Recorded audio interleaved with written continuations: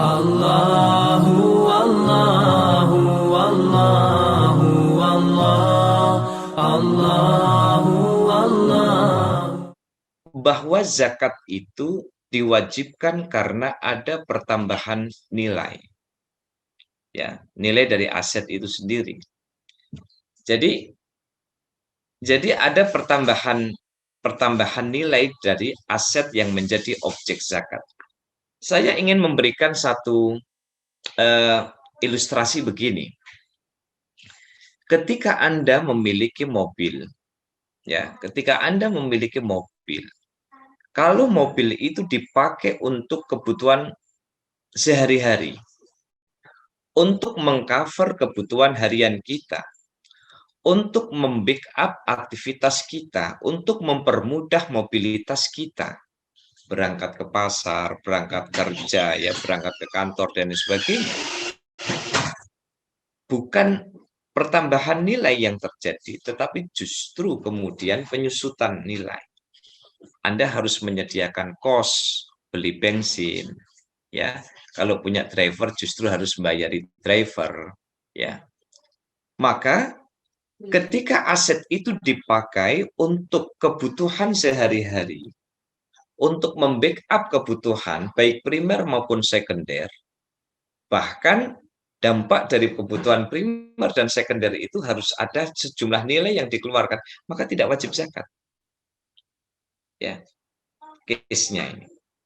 Tetapi ketika terjadi pertambahan nilai, misalnya kita punya mobil, apakah mobil itu harus dizakati apa tidak? Tergantung. Kalau orang punya mobil, mobil itu direntalkan, maka kena zakat mal. Kalau mobil itu kemudian ya diperjualbelikan, ada pertambahan nilai tentu ya, maka di situ harus zakat. Ya, ada zakat yang harus dikeluarkan.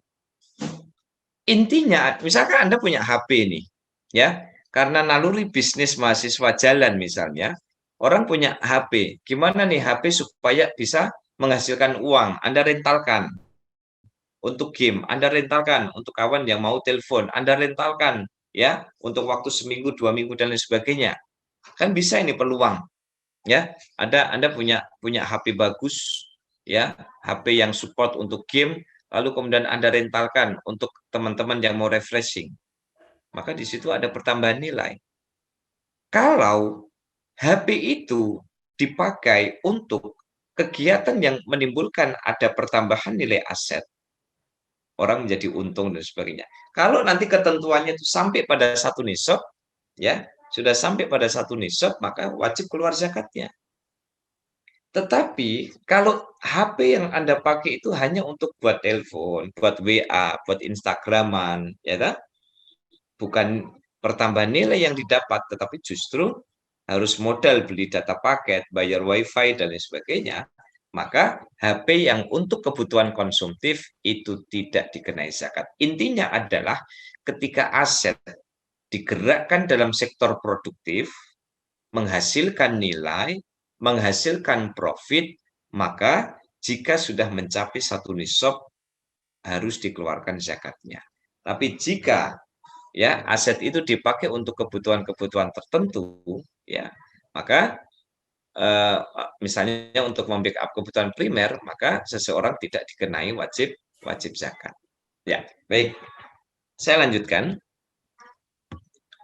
Nah, sebelum sampai pada akuntansi zakat, ya, sebelum sampai pada akuntansi zakat, saya ingin memberikan beberapa istilah-istilah ya yang dikenal di dalam zakat, dan ini nanti akan mempermudah kita di dalam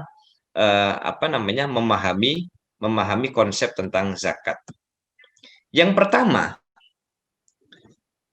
istilah-istilah penting ya. Sebagai pertemuan kedua ini kita sudah masuk pada istilah. Istilah-istilah penting di dalam zakat itu diantaranya yang perlu untuk diketahui adalah apa yang disebut dengan harta wajib zakat atau al-amwal al-maujudah. Apa? Al-amwal al-maujudah itu harta wajib zakat. Jadi kita harus tahu nih, poin-poinnya apa aja sih sebenarnya yang harus dikenai tarif zakat. Misalnya, Ya. seorang dosen. Iku tuh DKI zakat loh. Oke mah, kita pinter banget tuh. Aku sesok ngisinya sesok harus sesok enak. Kita Ya, oke. Sesuk insya Allah, nggih. Jadi, harta wajib zakat. Apa yang disebut dengan harta wajib zakat itu? Harta wajib zakat itu adalah item-item yang memang, ya, item-item yang memang harus dihitung sebagai bagian dari zakat. Contoh, seorang pengacara, apa harta wajib zakat yang harus direkapitulasi seorang pengacara? Misalnya, satu, gaji bulanan, ya, itu gaji bulanan. Itu masuk dalam harta wajib zakat atau al-amwal al-maujudah. Bisa juga dengan al-amwal az-zakawiyah. Misalnya ya, harta wajib zakat. Ini saya contohkan pengacara. Misalnya seorang pengacara itu punya gaji bulanan, misalnya. Yang kedua adalah honor. Honor kasus dari klien atau honor dari klien. Itu pendapatan dia harus dihitung. Yang ketiga, karena statusnya menjadi pengacara, dia diundang menjadi narasumber di sebuah seminar.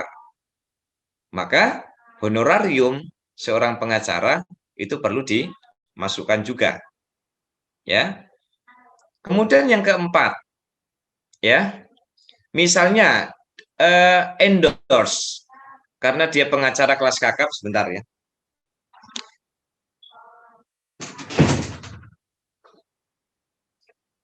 Karena dia pengacara kelas kakap, dia kemudian dapat endorse pemasukan-pemasukan yang melekat pada status dia atau profesi dia itu masuk dalam kategori harta wajib zakat. Lagi, saya contohkan misalnya itu tadi sektor profesi pengacara. Contoh rental. Harta wajib zakat dari orang yang punya bisnis rental. Ya, Mas Abi, saya kemarin memang sampaikan di pertemuan pertama karena kajian saya ini cukup panjang ya, beberapa kali. Memang saya akan jelaskan sedetil mungkin, seteknis mungkin ya. Karena total PowerPoint saya itu ada 28 halaman. Insya Allah nanti 4,5 SKS rampung, kita ringkas lah. Ya. Makanya dari kemarin pembahasannya saya bikin sedetil mungkin. Jadi supaya nggak snapshot itu karena memang porsi waktunya cukup ya. Saya ambil contoh orang yang punya bisnis rental. Apa yang masuk dalam kategori harta wajib zakat itu? Contoh, satu, dia punya rentalan 5, Innova 3, Avanza 2. Nah, harta wajib zakat itu adalah pemasukan bruto atau rekap pemasukan yang didapatkan dari rental mobil 1, mobil 2, mobil 3, mobil 4, dan mobil 5. Itu semuanya direkap. Ya, itu semuanya harus direkap. Itu contoh dari harta wajib zakat. Jadi harta wajib zakat itu adalah sektor-sektor yang dikenai tarif zakat. Maka ini disebut dengan al-amwal al-maujudah. Karena apa? Karena istilah ini harus kita ketahui supaya dalam akuntansinya nanti kita tidak kebingungan. Tapi insya Allah untuk penghitungan zakat itu tidak ribet kok kalau tahu rumusnya. Jauh lebih ringkas lah. Nah, yang kedua, di dalam zakat selain harta wajib zakat ada beban kewajiban atau yang disebut dengan al-matlubat az-zakawiyah. Saya ambil contoh dua yang sudah saya contohkan, orang bisnis rental dengan orang bisnis menjadi pengacara, ya, profesi sebagai pengacara. Orang yang punya rental, poin 1 harta wajib zakat itu adalah sektor-sektor yang terkena tarif zakat. Mobil 1, mobil 2, mobil 3, mobil 4, mobil 5. Ini misalnya dalam 1 tahun berapa ini pendapatan atau pemasukan dari rental Innova. 1, Innova 2, Innova 3 di total semua. Dalam 1 tahun ini berapa total pemasukan dari rental Avanza 1 dan Avanza 2 gitu ya. Ini disebut dengan apa? Harta wajib zakat. Yang kedua yang perlu kita ketahui juga adalah beban kewajiban. Disinilah letak adilnya Islam. Bahwa Islam itu sudah memikirkan bahwa ketika orang mendapatkan nilai, orang mendapatkan profit, ada kewajiban juga yang harus dibayarkan sebelum membayarkan zakat. Ini yang disebut dengan beban kewajiban. Contoh orang yang bisnis rental, apa beban kewajibannya? Satu, servis mobil setiap 50.000 kilometer. Ya enggak? Dua, beban kewajibannya. Kalau ternyata memang mobil itu, dia bisa beli mobil sampai 5, ya, dan itu hampir bisa dipastikan misalnya itu kredit bank, maka beban kewajibannya harus dianggarkan dulu, ya. Apa tadi? Yang pertama servis, ya, termasuk tune up secara umum. Yang kedua misalnya ya, misalnya ini apa punya kredit di bank, bulanannya berapa misalnya, maka itu harus dialokasikan juga, ya. Yang ketiga, yang termasuk beban kewajiban yang perlu difikirkan adalah apa? Kebutuhan logistik rumah tangga untuk istri dan anak-anak, misalnya beli beras, beli sayur, bayar SPP, kurangi dulu, ya. Kemudian yang keempat, apa? Kebutuhan-kebutuhan yang agak besar, misalnya karena rental, maka setiap 3 bulan ganti ban, misalnya ya. Nah, itu kalau itu sudah jadi rutinitas misalnya, maka kalau ganti ban termasuk anggarkan. Apalagi biaya apalagi? Biaya pajak, ya. Pajak pajak tahunan itu hitungkan, ya. Kemudian kalau pajak atau kewajiban yang 5 tahunan, yang ganti plat, tinggal dibagi seperlima misalnya, ya. 5 tahun itu sekian, berarti setahunnya itu dianggarkan itu sekian. Jadi ini disebut dengan beban kewajiban. Mengapa? Saya kasih bocorannya bahwa nanti ketika kita menghitung zakat itu tidak menghitung dari bruto, tetapi menghitung dari neto. Jadi total harta zakat misalnya setelah ditotal pemasukan Avanza 1, Avanza 2, Avanza 3, Avanza 4, Avanza 5. Di total-total misalnya dapatnya 100 juta. Apakah langsung diambil 2,5% dari 100 juta? Tidak. Nanti dulu jangan diambil dulu sebelum kewajibannya dibayarkan. Ya, SPP anak berapa, logistik rumah tangga berapa, ada pajak dia harus bayar berapa, ada kredit bulanan ke bank harus dia bayar berapa, ya toh? Belum lagi nanti belanja-belanja servis itu berapa, hitung. Ternyata apa? Ternyata harta wajib zakatnya ada 100 juta, ternyata beban kewajibannya ada 50 juta. Nah, gitu. Ya. Karena dari situlah kita akan dapat poin yang ketiga. Bisa dilihat. Poin yang ketiga itu apa? Harta bersih, neto, wi'a'uz zakah. Bagaimana wi'a'uz zakah itu didapatkan? Wi'a'uz zakah itu dia dapatkan dengan cara poin 1 dikurangi poin 2. Total harta wajib zakat dikurangi beban kewajiban. Kalau tadi misalnya dihitung ada 100 juta ini ya. Dihitung ada 100 juta, ternyata beban kewajibannya ada 50 juta, maka harta bersihnya itu diambil dari poin 1 dikurangi dengan poin 2, maka menghasilkan wi'a'uz zakah 50 juta. Jadi nanti 2,5%-nya itu diambil dari harta bersih, bukan dari harta wajib zakat. Yang keempat, nisab. Nisab itu apa? Nisab itu tarif minimal seseorang dikenai zakat. Ya. Misalnya kalau kalau onta, orang punya onta itu kalau punya 5 ekor maka dia harus membayar 1 kambing.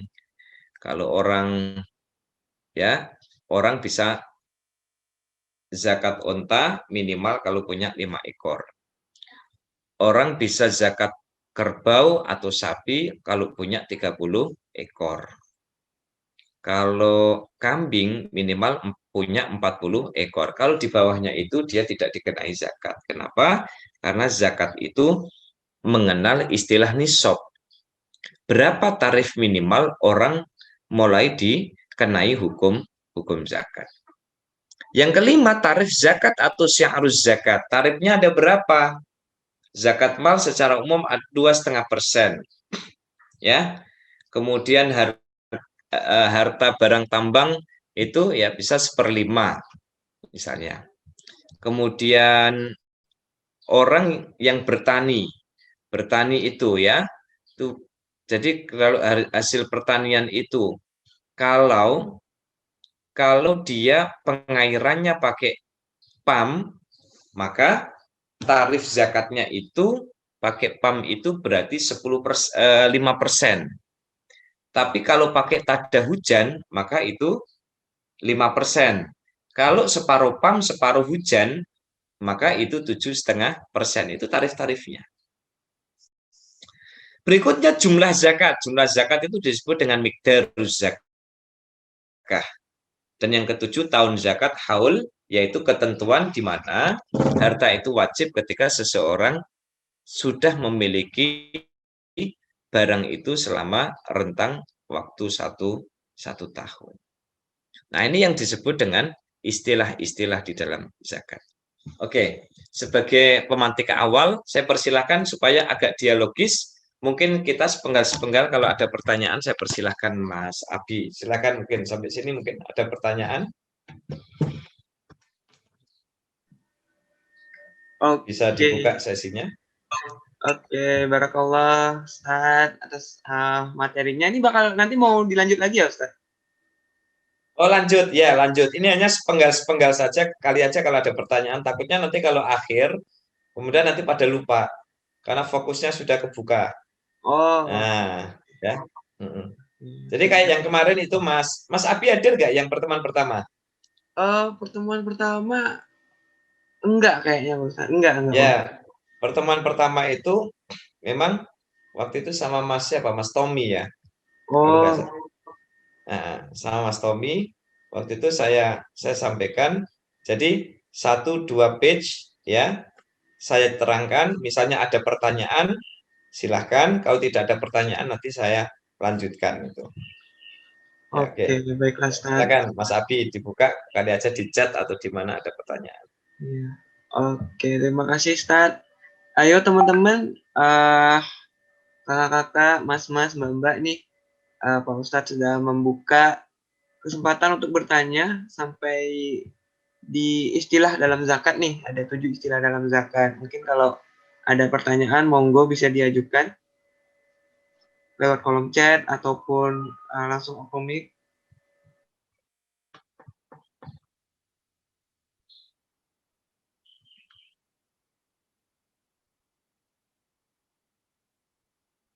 Silakan kalau ada.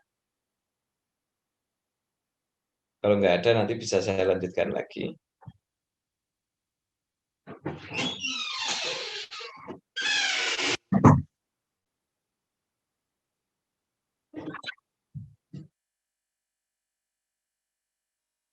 Nggak ada Mas Abi? Sepertinya tidak ada nih Ustaz.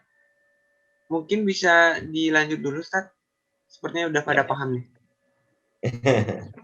Ya. Baik. Bisa saya lanjutkan. Jadi itu beberapa istilah-istilah yang berhubungan dengan zakat. Ini kita belum ada apa-apanya loh ya. Ini kita itu baru masih pendahuluan sekali ini kan, belum to the point. Ini supaya nanti Anda punya gambaran. Ini saya coba silakan dilihat di layar. Ya. Nah, ini supaya Anda punya gambaran. Nanti ketemunya ini. Kan mudah, itu kan tahapannya kan mudah sekali. Poin A kumpulin, ya, poin B kumpulin, tinggal A dikurangi B, hasilnya berapa? Tinggal kalikan 2,5%, ya toh? Nah, dapatnya segitu ya. Ini contoh. Seorang pengacara punya pemasukan 350 juta dalam 1 tahun, cukup membayar 6.250.000. Jadi proses saya tidak ingin Anda kemudian mendapatkan materi ini secara instan. Makanya Makanya harus memahami penggal per penggal ini supaya sisi filosofi dari zakat ini bisa lebih difahami, ya. Nah, kecuali kalau saya sama anak SMA, ya, kalau ada yang minta akuntansi zakat, wes langsung instan kasih rumusnya, ini blek masukkan selesai kan gitu. Tapi karena kalau sama mahasiswa ini unsur-unsur filosofisnya ini harus dimunculkan. Nah, teman-teman sekalian, setelah kita memahami tentang beberapa terminologi di dalam ketentuan zakat, ya. Sekarang model pelaksanaan zakat, ya. Sekarang model pelaksanaan zakat. Jadi model pelaksanaan zakat itu ada dua macam. Pertama adalah self assessment, yang kedua adalah official assessment. Self assessment itu apa ya? Zakat dihitung sendiri, ya, dibayar-bayar sendiri, ya. Kemudian cari-cari 8 kelompok itu untuk dibagi siapa ini, fakirnya siapa, miskinnya siapa. Jadi kalau self assessment ini adalah akuntansi zakat yang memang diselesaikan secara tradisional, ya. Sementara official itu secara institusional. Secara tradisional kenapa? Karena itu memang dia ngitung-ngitung sendiri nih. Misalnya Mas Abi, ya. Mas Abi ini punya Lampung itu ada sawit, Mas. Lampung ya. Lampung apa Jambi tadi? Jambi, Ustaz. Jambi itu apa? Yang produk andalannya apa Jambi itu? Sama sih, Ustaz. Minyak sawit. Sawit ya? Iya. Nah, ini bapaknya juragan sawit ya? Oh, enggak, Pak Ustaz. Enggak. Enggak. Nah, oke. Misalnya ini. Misalnya bapaknya Mas Abi pengusaha sawit misalnya. Self assessment itu dalam bentuk apa? Dalam bentuk dihitung sendiri. Jadi punya pemasukan sendiri dan itu memang tradisi konvensional, ya. Jadi ini self assessment itu penghitungan secara konvensional. Ya. Kalau secara konvensional itu berarti apa? Bapak punya catatan sendiri, ya, dihitung sendiri, punya rekap pengeluaran sendiri, punya rekap pemasukan sendiri. Dihitung sendiri, ya, dibagi-bagi sendiri. Ketua panitia pembagiannya Mas Abi. Nah, misalnya gitu ya. Kumpulin nih para fuqara, para masakin dikumpulin, ya. Ketika dikumpulin lalu kemudian dibagi-bagi sendiri. Ini disebut dengan self assessment. Sementara official assessment itu pendekatannya institusional. Ya. Institusionalnya seperti apa? Zakat itu dihitung dan dibayarkan oleh pihak berwenang. Misalnya pemerintah atau lembaga lain. Bisa, ya. Misalnya diberikan kepada diberikan kepada Basnas atau Basda atau UPZ, unit pengumpulan zakat misalnya, ya. Nanti kita minta tolong nih, Pak, minta tolong dong dihitungkan berapa saya mesti zakat. Ada yang bocor kayaknya, Mas Abi. Iya, ada yang bocor kayaknya ya. Ya. Nah, jadi kalau official assessment itu zakat dihitung oleh lembaga. Jadi kita diminta untuk melaporkan berapa sih pendapatan bruto kita dalam 1 tahun, ya. Lalu kemudian berapa kebutuhan yang harus dibayarkan, nanti hitung-hitungannya ada. Nah, yang bagi siapa? Yang bagi mereka. Seperti Basnas sama Basda itu kan mereka sudah punya alokasi. Zakat ini tuh harus diberikan kepada siapa? Ya. Fukoroknya siapa? Masakinnya siapa? Ya. Kemudian ada mu'alaf. Mu'alaf di mana? Agama asalnya apa? Itu yang punya data itu adalah Basnas atau Basda. Jadi bedanya model pelaksanaan zakat ini antara self assessment dengan official assessment. Kalau self assessment itu dilakukan secara konvensional, ngitung sendiri, bagi sendiri. Sementara kalau official assessment itu minta dihitungkan dan minta dibagikan. Paham ya kira-kira ya? Lalu penjelasan seperti ini Mas Abi, kira-kira mudah difaham ya? Bisa ditangkap ya? Bisa, Ustaz. Ya, oke. Saya lanjutkan ya. Setelah bicara tentang model pelaksanaan zakat, ya. Sekarang ada beberapa syarat harta wajib zakat. Ada beberapa syarat yang perlu diperhatikan. Yang pertama adalah kepemilikan penuh, ya. Yang disebut dengan kepemilikan penuh itu tidak joinan. Misalnya dalam sebuah PT ya sekarang tinggal dihitung berdasarkan kepemilikan saham, ya. Jadi tidak kemudian bapak yang zakat kemudian anak-anaknya otomatis gugur, ya enggak. Kalau ternyata anaknya punya bisnis, ibunya punya bisnis, misalnya ini punya kerajaan bisnis, ya, punya kerajaan bisnis apa? Bapaknya punya kerajaan bisnis. Bisnisnya apa? Bisnis kuliner. Terus ibunya juga punya bisnis apa? Perusahaan piring, gelas, mangkok dan lain sebagainya. Lalu anaknya juga punya perusahaan bisnis apa? Pengadaan karton, ya, dan plastik-plastikan itulah. Nah, meskipun bisnis dari ketiga orang ini saling berkait, jadi bapaknya punya restoran itu kan butuh piring dan gelas, belinya di tempat istrinya, ya kan begitu. Kalau ada yang delivery, ya, ada yang take away, harus bungkus, perlu karton. Kartonnya dari mana? Kartonnya cukup nelpon anaknya. Nah ini namanya apa? Ini bisnis, ya, circle bisnis itu seperti ini, muternya ya dari, oleh, dan untuk keluarga. Nah, kalau sama-sama mereka punya bisnis dan itu dikatakan sebagai milkuntam atau kepemilikan penuh, ya harus masing-masing juga harus punya hitungan zakat. Ya. Yang kedua, hartanya berkembang atau almal anami. Tadi sudah saya terangkan, ya. Hartanya berkembang. Ya. Hartanya berkembang itu artinya melalui kegiatan bisnis itu, ya. Melalui kegiatan bisnis itu kemudian hartanya jadi berkembang, ada pertambahan nilai atau ada pertambahan aset. Maka syarat yang kedua adalah hartanya berkembang. Yang ketiga mencapai haul. Mencapai haul itu haulanil haul atau sudah 1 tahun, ya, sudah 1 tahun. Kalau belum ada 1 tahun belum ada kewajiban zakat.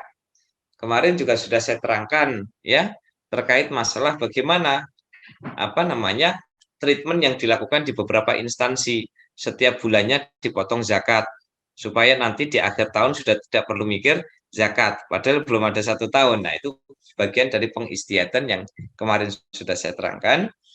Yang keempat adalah mencapai nisab. Nisab itu adalah semacam passing grade lah, ya. Itu nilai minimal di mana zakat itu diwajibkan. Dan yang terakhir, harta telah terpotong kewajiban. Jadi hartanya harus terpotong setelah kewajiban. Ya, jadi berapa dia punya pemasukan, lalu berapa dia punya pengeluaran. Nah, ini harus potong terlebih dahulu. Misalnya dia punya harta 1 miliar. Ternyata kebutuhannya 999 miliar. 100 tadi berapa? 1 miliar, lalu kemudian pemasukannya itu, ya, pengeluarannya itu 999. Berarti sisanya tinggal berapa ya? 1 juta, ya. Tinggal 1 juta. Nah, maka sisi keadilan di dalam zakat itu adalah bagaimana kita mengeluarkan zakat untuk orang lain ketika kebutuhan kita yang primer dan sekunder itu juga sudah terpenuhi. Nah, itu rahasianya. Makanya orang yang berzakat nggak ada cerita orang zakat kok kemudian dia miskin mendadak, itu nggak ada. Kalau ada orang zakat kemudian miskin mendadak, itu berarti salah mencet kalkulator. Ya, itu salah mencet kalkulator. Jadi kalau orang zakat, ya, itu pasti barokah. Kalau sampai jatuh rugi, ya itu berarti salah strategi.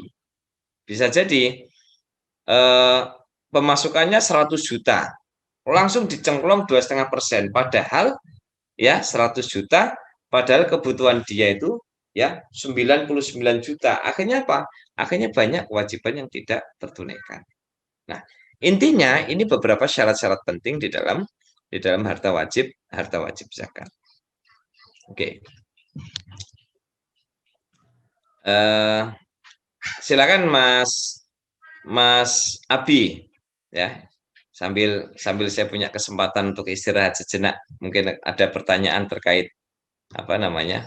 Karena memang kajian online begini itu ya, yang berat itu kemudian tidak terjadi dialog ya, monolog itu akhirnya jadi hanya kita yang ngomong ya, sementara tidak ada feedback. Nah, ini saya kira supaya bisa discuss ya terkait masalah beberapa materi yang saya sampaikan tadi. Page yang ketiga dan keempat mungkin bisa didiskusikan sebelum saya melanjutkan page berikutnya. Silakan Mas Abi.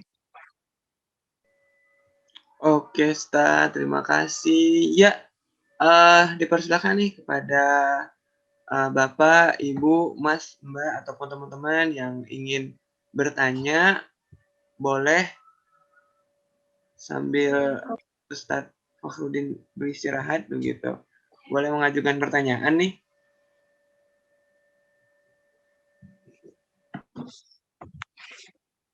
Kak, sepi-sepi ini apalagi ini ya.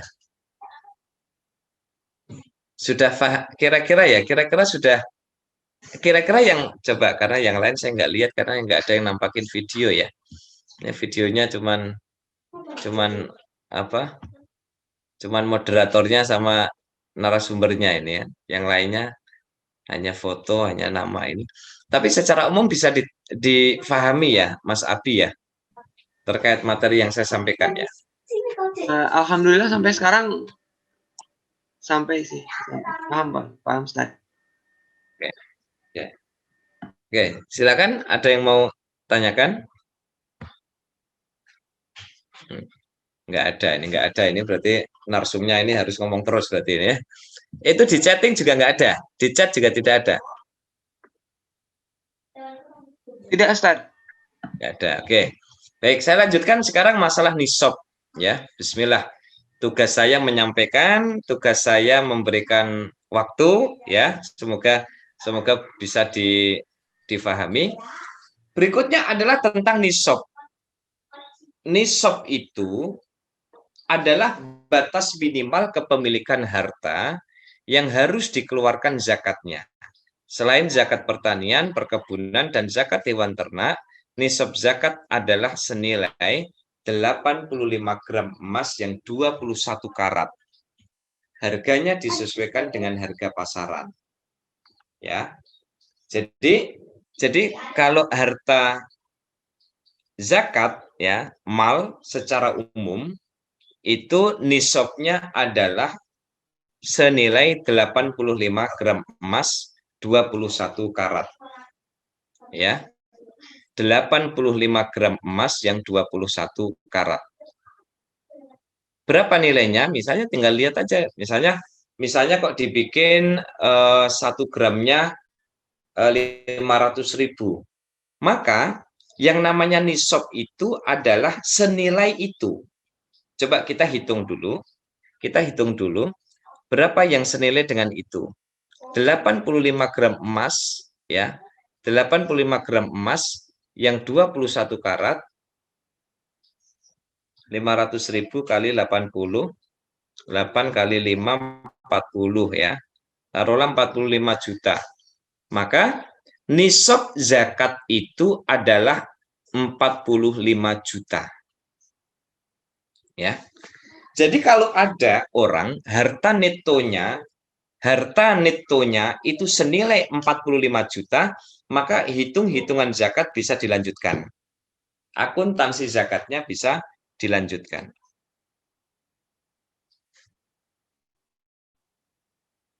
Tetapi kalau ternyata netonya, harta bersihnya itu tidak sampai 45 juta, orang punya dua pilihan.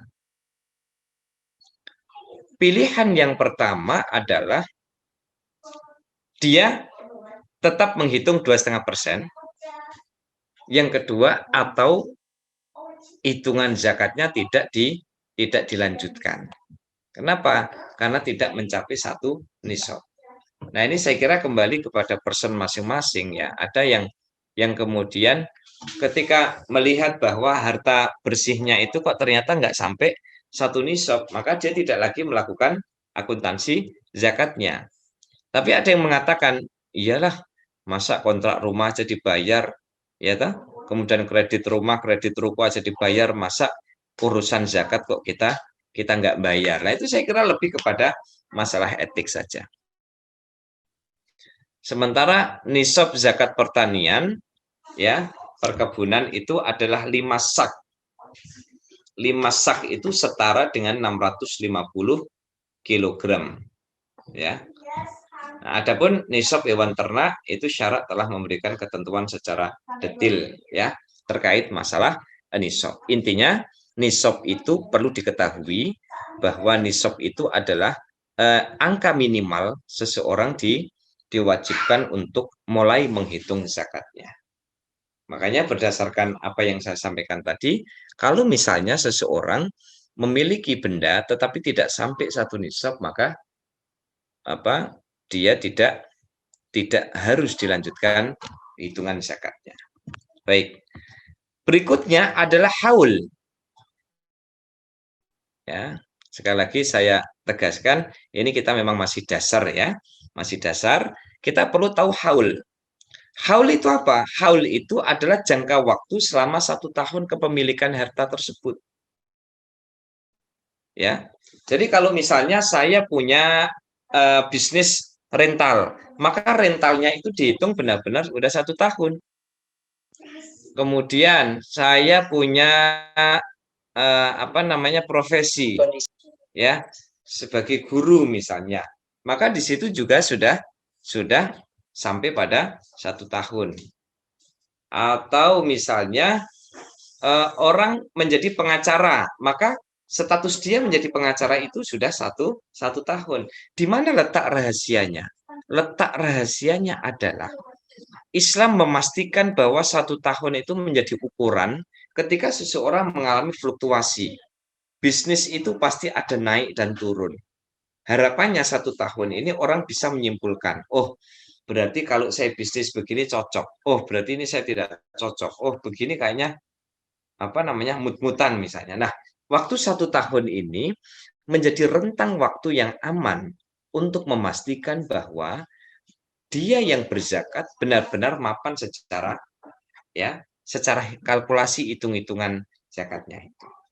Nah, haul atau jangka 1 tahun kepemilikan harta ini berlaku semuanya selain zakat pertanian atau perkebunan.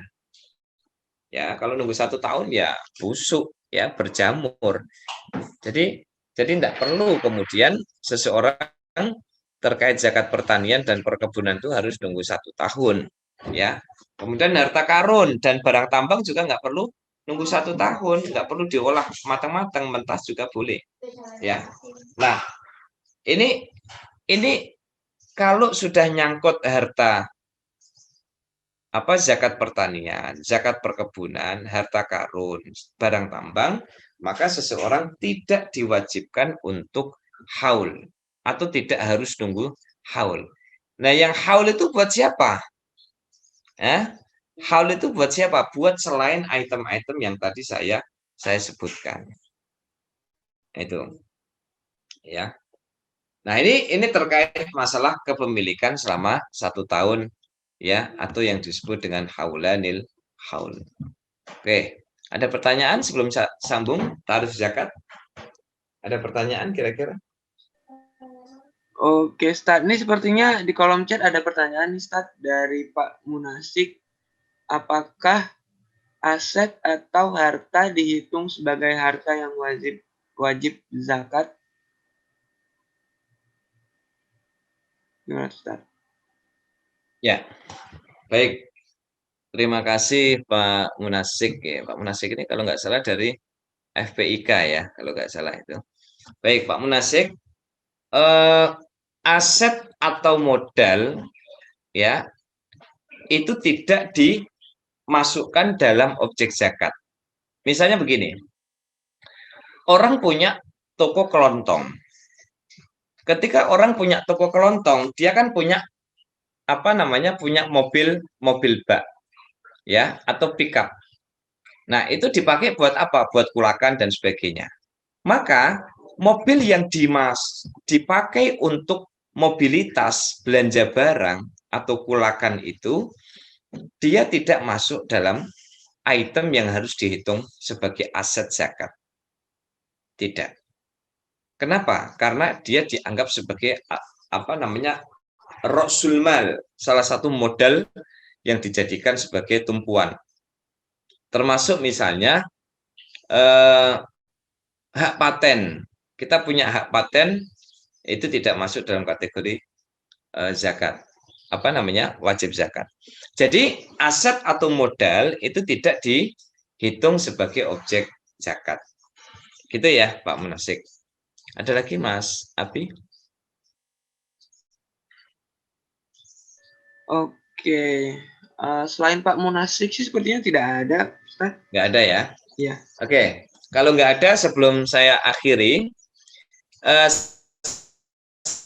saya masuk dalam kategori tarif zakat. Ini kan kita sampai 5:30 ya, Mas Abi ya? Iya, Ustaz. Ya, oke. Sekarang yang pembahasan terakhir untuk pertemuan kali ini adalah tarif zakat.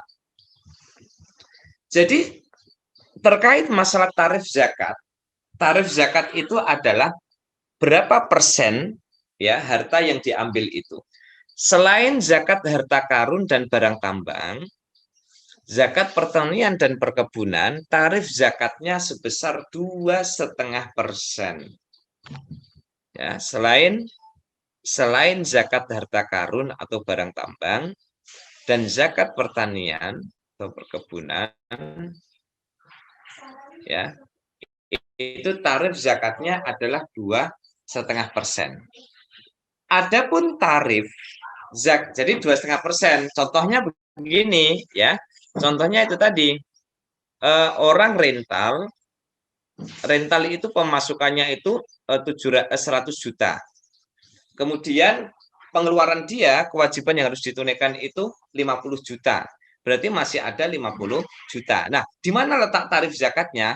Nah, itu persentase yang diperlukan. Jadi 2,5% dari 50 juta. Itu tarif zakatnya.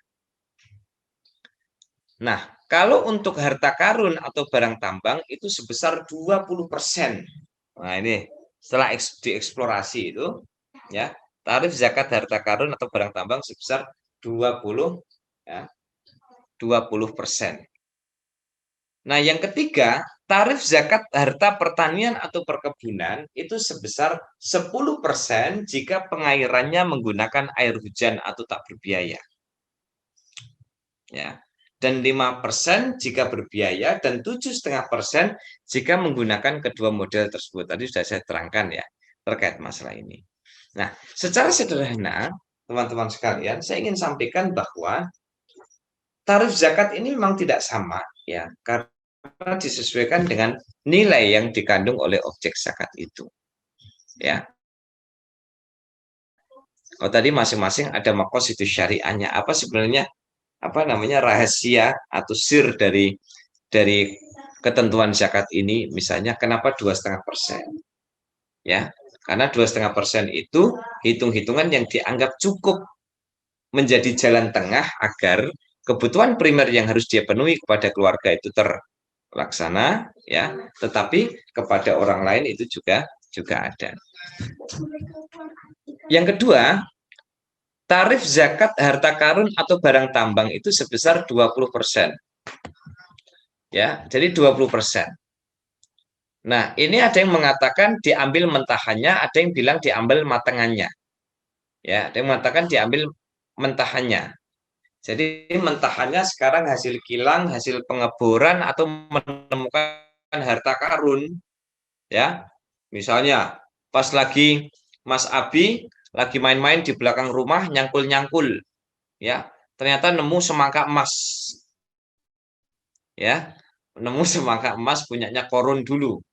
Nah, maka maka ketika menemukan harta karun atau barang tambang itu, Mas Abi tidak perlu menunggu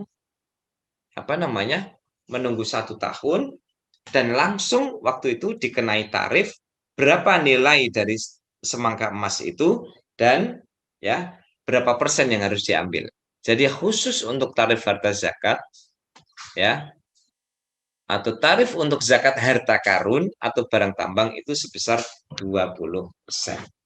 Dan yang terakhir, tarif zakat pertanian ya, tarif zakat pertanian 10%. Misalnya nih, sawahnya itu murni pakai PAM. Kalau murni pakai PAM karena berbiaya ya 5%. Kalau murni pakai hujan ya 10%.